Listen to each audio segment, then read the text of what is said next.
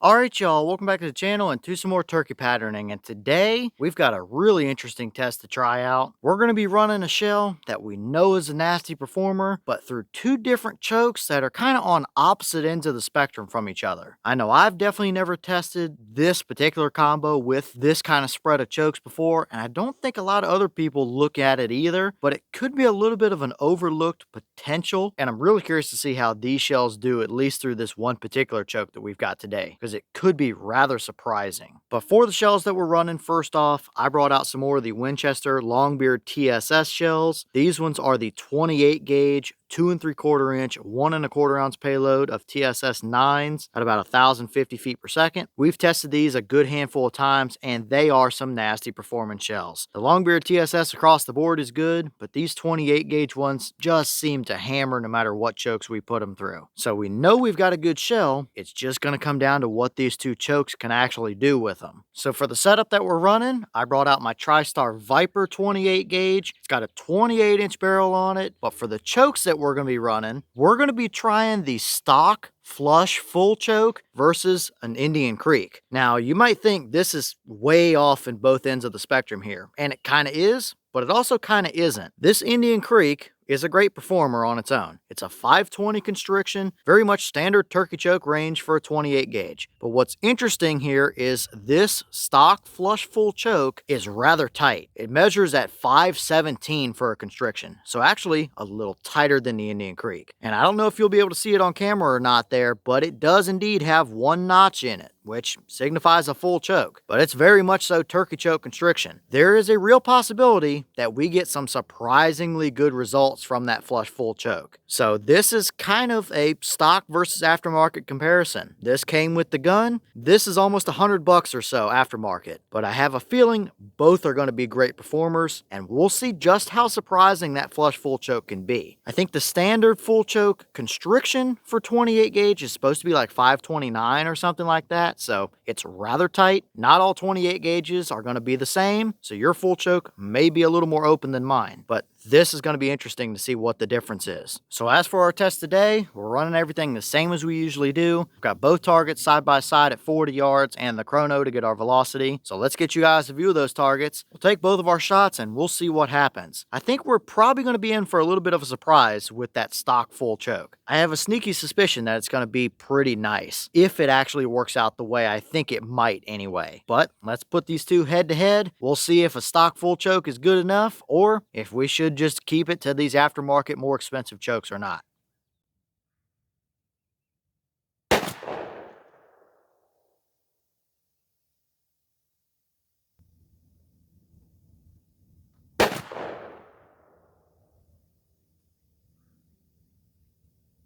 All right, quick run through for our chronograph numbers. Boss claim is 1,050 for these, but we were seeing a little bit above that, and that's not unusual for us to get a little bit higher either. Our regular stock flush full choke gave us 1,096, and the Indian Creek 520 gave us 1,065. So balancing upper 1,000 feet per second mark is just fine for these shells. Nothing out of the usual for them. But let's head down there to 40 and see just how well that stock flush full choke may have held up in comparison to the Indian Creek. All right, so now we're down here with our two 40-yard patterns. Over on the left, we have our flush full choke, which for a reminder is a 517 constriction. A little bit surprisingly tight for what it is, but that's the actual measurement. And on the right, we have our Indian Creek, which is a 520. It's actually a little bit more open of a choke. We definitely see some interesting results here. I think that Indian Creek is probably going to be the clear winner here, but I think our full choke did surprisingly decent as well. It's absolutely capable, but for being so similar in constriction, I think the Indian Creek handled the load a lot better for sure. But first, we'll start over here on the left with our flush full choke. It's a 517 constriction, and we have a decent pattern going on here. It's not overly condensed, it's not overly tight, and it's not completely perfectly uniform throughout the entire thing. But is it 40-yard capable? Yes, absolutely. We have a good handful of them right through the head and neck area there. That bird is absolutely hammered at 40 yards, no doubt about it. We might have favored just a touch to the right with that particular shot, but it does give you some some breathing room and some leeway to work with as well. For some people, that might be exactly what they're looking for. I definitely wouldn't hesitate to hunt with it, but I know these shells can also get tremendously better than that as well. You can see we kind of have a little bit of a core area kind of in that bird's head and just behind it, but it's a little more broad. You kind of have a little bit of a hotter spot and then a little thinner area, and it's not perfectly uniform. Outside of that, we definitely scattered a handful of pellets kind of all over the place, even down towards the bottom here as well. Nothing overly tight or condensed. Doesn't really surprise me, considering this is a flush full choke, but it's got enough constriction to do the job for sure. So for what it is, it's not bad. And it seems like if you're running one of these Tristar 28 gauges and have your stock full choke, you should probably measure it and see what the constriction is on it. But if they're pretty consistent, being a little tighter, like mine is anyway, you probably don't have to go out and buy an aftermarket choke to do the job out to 40 yards with a good TSS load. So some interesting results there for sure. But now moving over to our Indian Creek 520. And a little bit different story here. We definitely favored a little low and right, which is surprising. I don't think I've ever really had that choke wander off somewhere, and I felt good about this shot placement. So that particular shell and choke combo might just favor off. Either way, much more condensed and even of a pattern. Might not be as screaming tight as what we've seen out of these shells before, but it definitely handled that shell a lot better. Throughout our core, no hot zones, no voids, just an even spread of pellets, nice hunting pattern, no doubt about it. Outside of that, it does give you some leeway to work with, but it really doesn't throw much at all for flyers. Maybe a tiny little straggly bit kind of over there towards the left, but other than that, I mean, everything is pretty uniform and circular there. That's a very nice hunting spread. These shells can do tighter for sure, but you really don't need it, and that is still a pretty tight pattern overall. So I think the clear winner here is going to be the Indian Creek, but let's pull both of these turkey targets down, circle everything, count some pellets, and we'll really get a good idea on the side-by-side difference between a flush full choke and what this Indian Creek was able to do.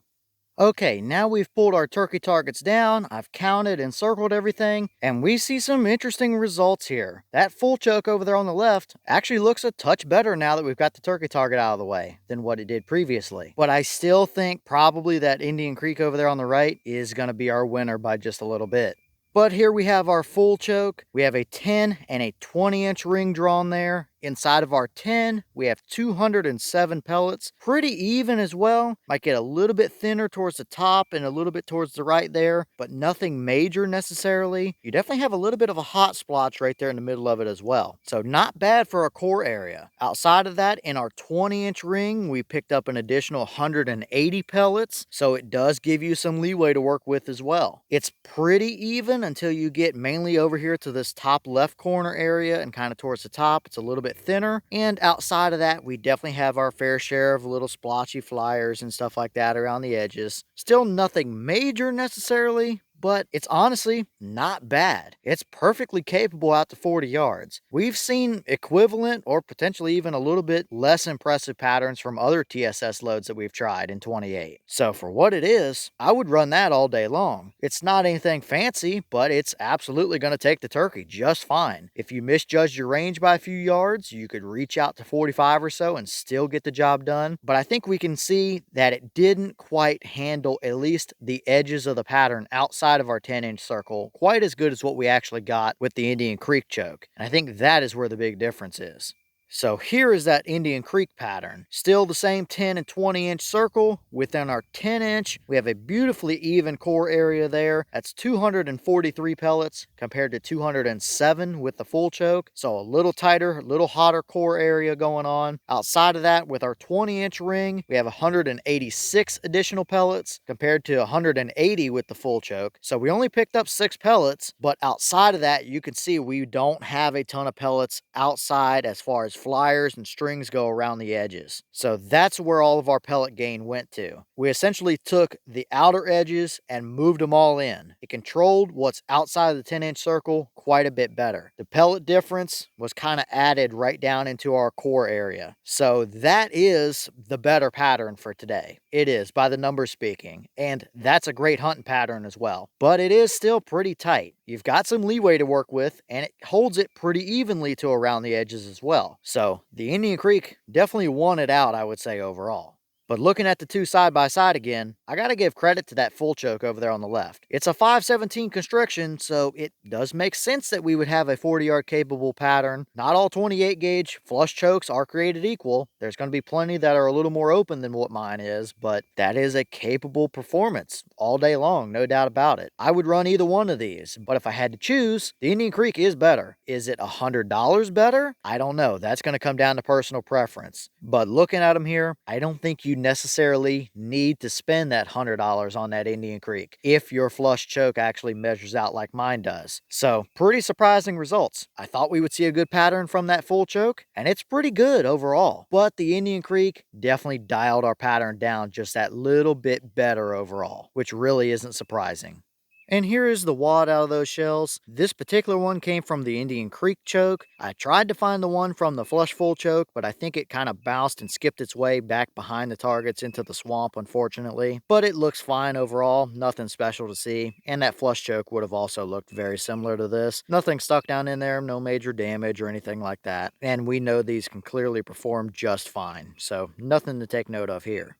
Alright y'all, well, what did you think about these two results right here? Definitely a pretty interesting comparison for sure. Stock flush full choke versus $100 Indian Creek. There's definitely a clear difference here, but it may not be quite as noticeable as what a lot of people probably think it would be. The Indian Creek obviously handled our pattern a little bit better. Even though it is technically a little less constriction, it did a better job controlling the edges and kind of bringing everything in nicely. We moved a bunch of those little flyers and stuff from outside of our 20-inch ring and condensed them down, put a few more in the core area, and that's where the big difference is here. But for what it is, you got to give some credit to what that little full choke could actually do. I was surprised when I first measured all my chokes to find that it was a 517 constriction. It's marked clearly as a full choke, but that's definitely down there into the extra full turkey choke range for a 28 gauge. So a little bit surprisingly tight for what it is, but clearly it can still do the job just fine. Is that the best 28 gauge pattern we've gotten? Definitely not, but it's not the worst either, that's for sure. For the average turkey hunter that wants to run a 28 gauge, your shots are going to be 40 yards or so and in. And there's nothing wrong with that kind of pattern. It's going to do the job, and the turkey is not going to be able to tell the difference between these two. So it's probably going to be a little bit of personal preference. Not all 28 gauge flush chokes are created equal for sure. Yours is probably a different constriction than mine, as well as somebody else's. But that's a perfect example on why it never hurts to at least try whatever full choke or extra full choke or whatever the case is that you already have. Even if it's a flush choke, don't overlook them. We've seen some pretty impressive results from flush fulls and extra fulls, especially in these sub gauges, 28 and 410. But leave all your thoughts down below. Is that about what you expected to see? Were you a little surprised one way or the other? When it comes to 28 gauge, and if you run a 28, have you ever tested a full choke like that? And if so, what kind of results have you seen? Is that a pattern you would hunt with? Or would you much rather prefer something like the Indian Creek gave us? And overall, which one of these do you think won it out? I think the Indian Creek is the better pattern for sure, but mathematically speaking, that full choke isn't terribly far behind it overall. So let me know which one of these you would prefer, or which one you would rather run, or if you'd be fine with either one of them. And what other shell and choke combos do you want to see us run like this? Comparing two chokes, comparing two shells, other shells through the full choke to see what happens. Let me know what you guys might want to see down below. But with that being said, I've got some more testing to get done for you guys, so I'm going to get back to it. As always, we have the channel Instagram as well as the mailbox where you can send stuff if you'd like. All that information will be in the description if you're interested in it, but I'm going to get back to it, so I'll see y'all in the next one.